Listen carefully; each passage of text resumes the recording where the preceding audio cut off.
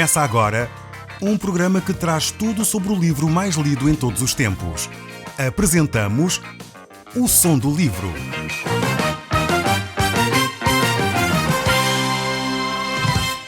Seja muito bem-vindo. Neste podcast vai encontrar o livro mais conhecido e lido em todo o mundo. Vamos levá-lo numa viagem pela história da humanidade. Este é um audiolivro para si, para a sua família e sociedade em geral. Contextualização e comentários de Paulo Chaveiro. Caro amigo, nós estamos no capítulo 19 do livro de 2 Reis. E nós, no último programa, falámos sobre o envio do homem sírio Rabsaque, que veio até Judá com insultos, ameaças, com muitas blasfémias contra o próprio Deus. Na época, a Síria era uma das grandes potências. Ela já havia subjugado inúmeras nações vizinhas. E agora Israel era uma dessas nações que estava realmente a ser tomada. E agora só faltava realmente Judá. Ele estava, o representante da Síria, Senaquerib, ele tinha ordenado ao povo de Judá que se rendesse sem grandes, considerações. Ele estava realmente disposto a tomar aquela cidade. Diante de todas aquelas conquistas que a Síria havia alcançado, certamente os habitantes daquela terra, da nação de Judá, estariam preocupados com esta situação. Humanamente falando, não havia qualquer escape para Judá. Ali o orador que se apresentou a representar a Síria, ele era realmente um homem bastante dotado em termos da sua oratória. Ele inclusive usou expressões relacionadas com o povo de Judá. Sabiam que eles eram um povo temente a Deus e por isso ele argumentou exatamente com essa questão, dizendo que ele próprio vinha cumprir uma missão enviada por Deus. E de facto, Deus tinha permitido que determinados povos pudessem ser utilizados em determinadas alturas para chamar a nação de Israel à atenção e a nação de Judá. Mas aqui o caso era bastante diferente. Vamos então olhar para este capítulo 19, para o verso 1 deste livro de 2 Reis. Vamos ver como é que a nação de Judá e o rei de Judá reagiram a esta situação. Diz o texto da palavra de Deus: quando o rei Ezequias ouviu o relatório que eles lhe fizeram, rasgou a roupa que trazia vestida, cobriu-se com um pano de saco e dirigiu-se ao templo para orar. Ezequias aqui reage da forma. Ele fica humilhado, ele percebe a sua finitude, percebe a sua incapacidade diante desta situação e procura diante de Deus as respostas. Ele humilha-se e, arrependido, chega diante de Deus. O rei Ezequias não ficou desesperado, sem saber exatamente o que fazer, mas ele procura em Deus as respostas. E esta era a atitude correta que ele devia ter, e é a atitude que cada um de nós deve ter quando enfrenta ameaças, quando enfrenta perigos, quando surgem situações difíceis na nossa própria vida. O texto bíblico no verso 2 ainda diz: disse Eliaquim a Senab e a alguns dos sacerdotes mais velhos, para se cobrirem igualmente com pano de saco e irem ter com Isaías, o profeta, filho de Amós, com a seguinte mensagem.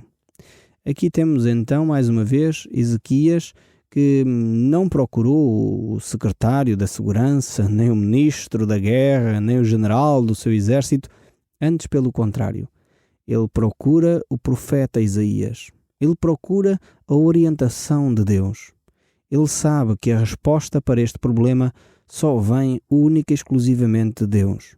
Ele humilhou-se, rasgou as suas vestes, ele arrependeu-se do seu pecado, ele foi à casa do Senhor para orar e ele manda emissários à procura do profeta.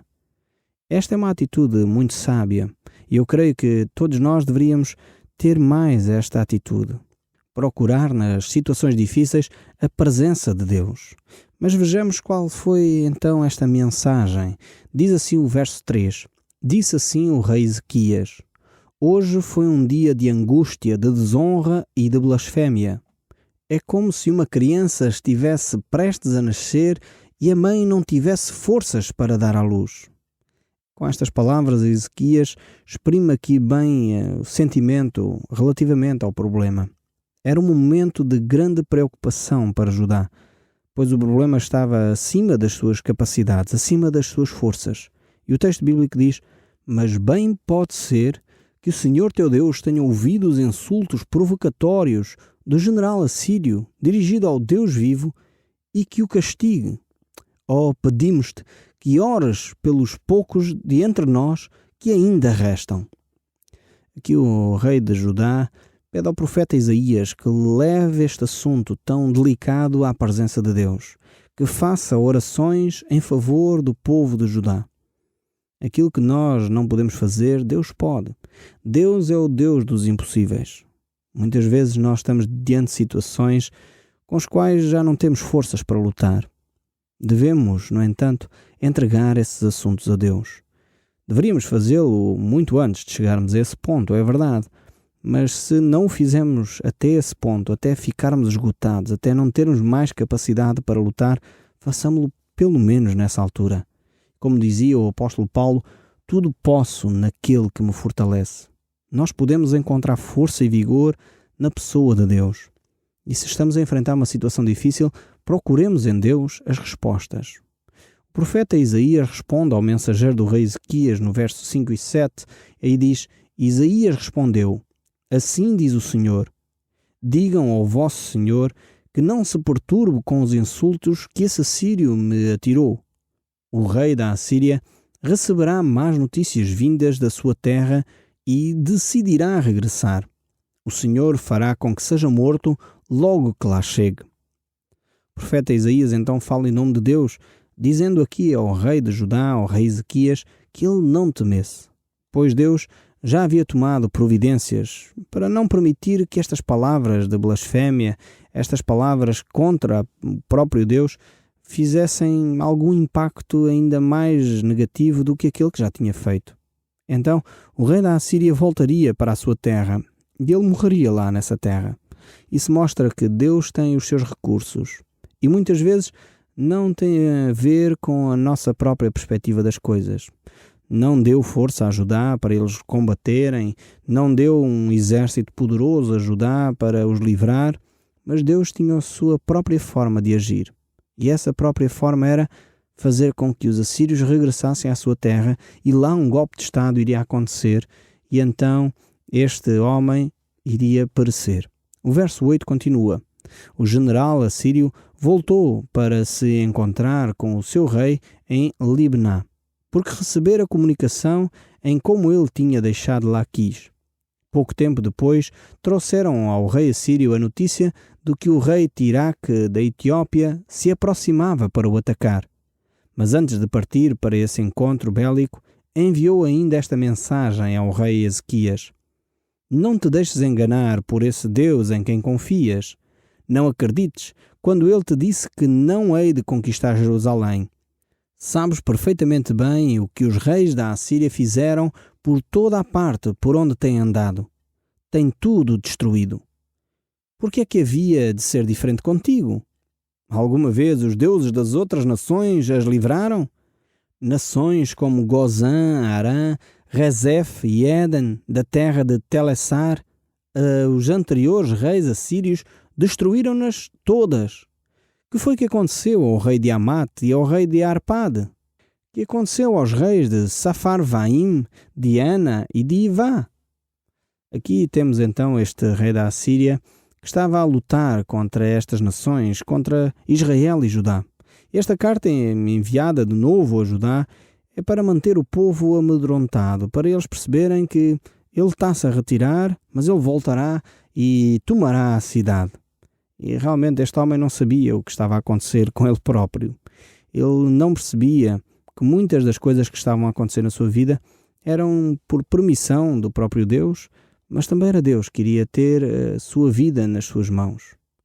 Por esta razão, Senaqueribe, ele conclui que iria acontecer a mesma coisa a Judá. Aquilo que ele tinha feito nas outras nações seria exatamente a mesma coisa que iria acontecer a Judá. Mas ele estava muito enganado. E, infelizmente, às vezes as pessoas não se apercebem de como Deus pode mudar o curso das coisas. Talvez na sua vida você está a viver um período difícil, uma situação complicada e não tem mais saída. A minha sugestão para si é que você volte-se para Deus, apresente o seu caso diante de Deus e deixe que seja Deus a conduzir. Faça você as coisas corretamente. Não deixe de você fazer aquilo que está certo aos olhos de Deus e aos olhos dos homens. E deixe depois nas mãos de Deus esse problema. E você certamente vai assistir como Deus vai transformar as coisas. O nosso Deus é um Deus vivo e poderoso. E Ele é poderoso para nos salvar, para nos libertar de todo o mal. Este é o nosso Deus. E se você está a viver uma situação difícil, permita que seja Deus a mostrar e a orientar como Ele vai resolver essa situação. Aqui a atitude de Ezequias diante desta situação foi de facto buscar a Deus em oração. Mas agora ele recebe esta carta. E como é que ele reagiu a esta carta? Vamos ver o verso 14. Diz assim o texto bíblico: Ezequias abriu a carta que os mensageiros lhe entregaram, leu-a e dirigiu-se ao templo e apresentou-a perante o Senhor. Depois orou do seguinte modo: Ó Senhor Deus de Israel, que te assentas sobre um trono que está acima dos anjos, só tu és Deus, superior a todos os reinos da terra. Tu criaste os céus e a terra. Inclina-te, ó Senhor, e ouve. Abre os teus olhos, Senhor, e vê. Escuta os desafios que este homem lança ao Deus vivo. Senhor, é realmente verdade que os reis da Assíria destruíram todas essas nações e queimaram os seus ídolos. Mas é que eles não eram deuses nenhuns. Foram destruídos porque se tratavam de meros objetos que foram fabricados pelas mãos dos homens com madeira e com pedra. Ó Senhor nosso Deus, imploramos-te que nos salves do seu poder. E então todos os soberanos da terra saberão que tu és Deus. Temos aqui esta oração muito profunda por parte do rei Ezequias. Ele recebe esta carta, leva à presença de Deus com oração, com angústia no seu coração, mas ele sabe que Deus é o Deus que ouve, é o Deus que está atento às circunstâncias da vida. Ele percebe que Deus é ao mesmo tempo é o Senhor que está acima de todas as coisas, está entronizado. É o Deus que está acima dos anjos, dos querubins. É o Deus que está acima dos reis e das nações. É o Deus da terra e dos céus. Ezequias conhece realmente quem Deus é. E ele sabe que Deus é o Deus que ouve, é o Deus que está atento e é o Deus que vai responder à sua oração. Ele sabia que, por outro lado, a Assíria tinha conquistado todas as outras nações porque, na realidade, as outras nações não tinham deuses de verdade. Tinham deuses de madeira, de pedra, tinham ídolos e imagens, mas não tinham um Deus com quem se relacionassem. Não tinham um Deus próximo. Não tinham um Deus que ouvia. Não tinham um Deus que via. Não tinham um Deus que agia em seu favor. E esta era a grande diferença entre o Deus vivo e verdadeiro, o Deus a quem Ezequias buscava e o Deus das outras nações. Ainda continua hoje a ser esta a diferença. Muitas pessoas se dobram diante de imagens, muitas pessoas procuram de alguma forma ainda outros deuses. Mas o nosso Deus, aquele Deus que nós encontramos nas páginas das Sagradas Escrituras, o nosso Deus que enviou Jesus Cristo para se relacionar conosco, é um Deus vivo, é um Deus relacional, é um Deus que procura estabelecer com o homem uma relação de intimidade. Não é um Deus de madeira, não é um Deus de pedra, não é um Deus de barro, não é um Deus que se parte, mas é um Deus que se relaciona, é um Deus que ouve, é um Deus que toca, é um Deus que vem em nosso auxílio quando necessitamos, é um Deus que está presente. E é este Deus que Ezequias conhecia, e é deste Deus que Ezequias se aproxima para apresentar a sua petição. Vamos continuar a ler o verso 20, e diz assim o texto bíblico: Isaías enviou esta mensagem a Ezequias: O Senhor Deus de Israel manda dizer-te o seguinte: Ouvi a tua oração. Esta é a resposta que dou ao rei Senaqueribe. A Virgem, filha de Sião, não tem medo de ti. A filha de Jerusalém ri-se francamente de ti. Tu viste bem a quem é que desafiaste? E a quem é que insultaste? Daste bem conta para quem é que ousaste levantar a vista com arrogância? Foi para o Santo Deus de Israel. Isaías agora fala a Ezequias no sentido de responder à oração que Ezequias havia feito, no sentido de ele ser o porta-voz da própria missiva de Deus.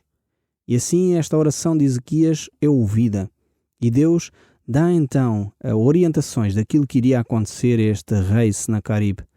Ele iria realmente tomar conta de para quem se tinha dirigido, a quem se tinha realmente levantado a voz e com quem ele estava a lidar. O rei da Assíria também ele próprio não percebia muito bem que estava a lidar com o Deus vivo, o Deus Santo. Vamos ver ainda o texto no verso 23. Vanglorias-te dizendo, os meus carros de guerra conquistaram a mais poderosa das fortalezas. Sim, nem os mais altos cimos do Líbano são inexpugnáveis para mim. Deitei abaixo cedros gigantes e ciprestes maravilhosos. O meu domínio estende-se até às fronteiras mais longínquas. Refresquei-me, matei a sede nos mais variados cursos de água de estranhas terras. Destruí a força do Egito como a planta dos pés. Aqui estas são as palavras proferidas pelo próprio Deus, por meio do profeta Isaías, quanto à ideia que o rei da Assíria tinha acerca de si próprio. No entanto, Deus iria agir em relação a este rei que tinha um coração agora arrogante. Pensava de si mesmo que estava acima das nações, pensava de si mesmo que estava acima de qualquer, atitude até de Deus. Ele pensava que poderia fazer aquilo que bem entendia. Foi Deus quem deu, digamos assim, a propriedade à Assíria para ir conquistando estas nações. Mas, no entanto, este homem foi-se orgulhando das suas conquistas, deixando de olhar para Deus, deixando de perceber que era Deus que controlava todas as coisas. Mas nós vamos prosseguir nesta leitura no verso 25 e diz: no entanto, não soubeste discernir que era eu, o Senhor, que te levantava e te levava a fazer essas realizações. Fui eu quem decretou que devias conquistar todas essas fortalezas. Essa a razão porque as nações que conquistaste não tiveram poder para te resistir. Antes se fizeram como erva do campo, murcharam debaixo de um sol ardente, como trigo que se queima antes de ficar maduro.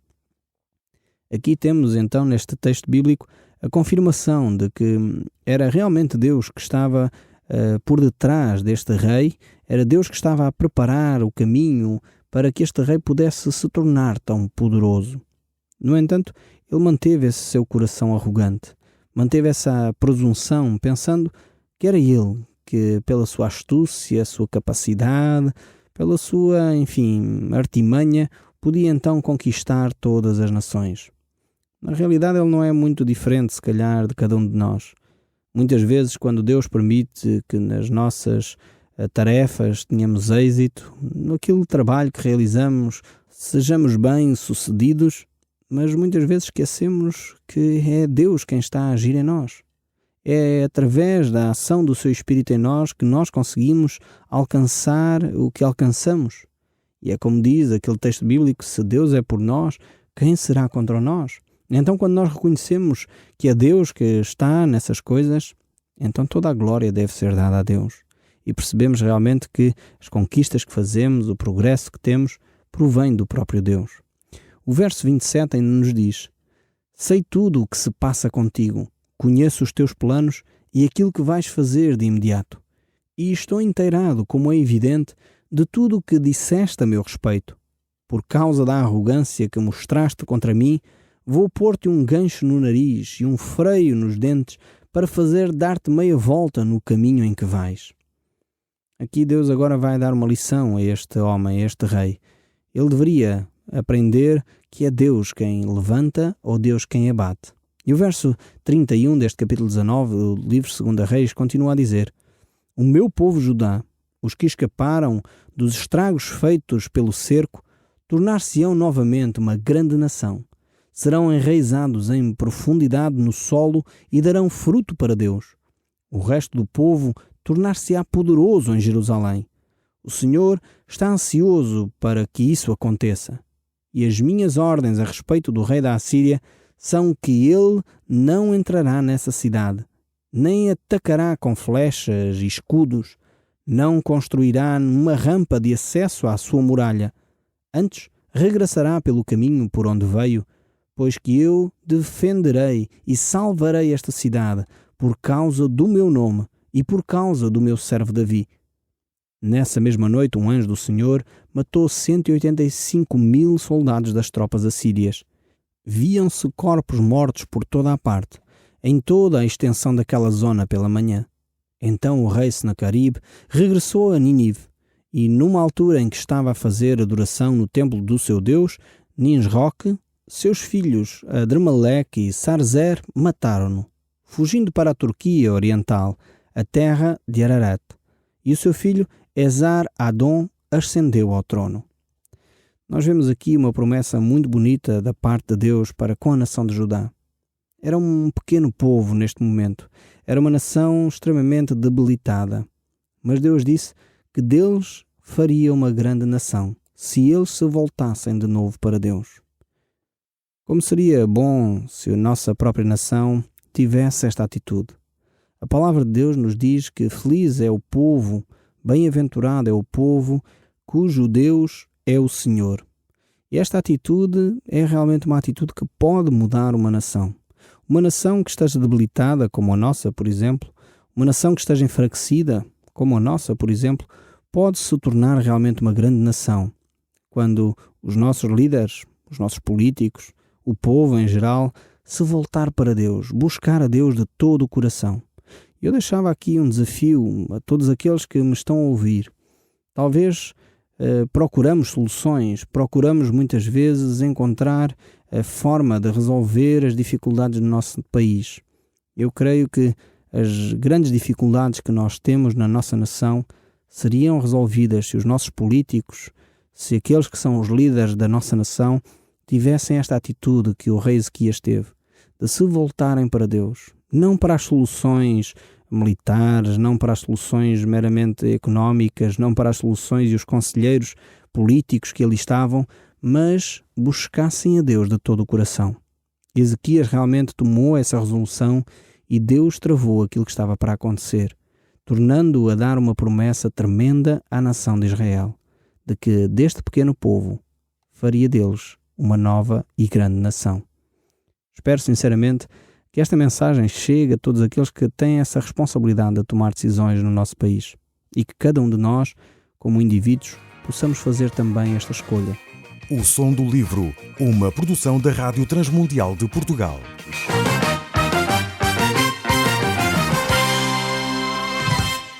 RTM. Conhece todos os nossos programas em rtmportugal.org. Uma produção da Rádio Transmundial de Portugal.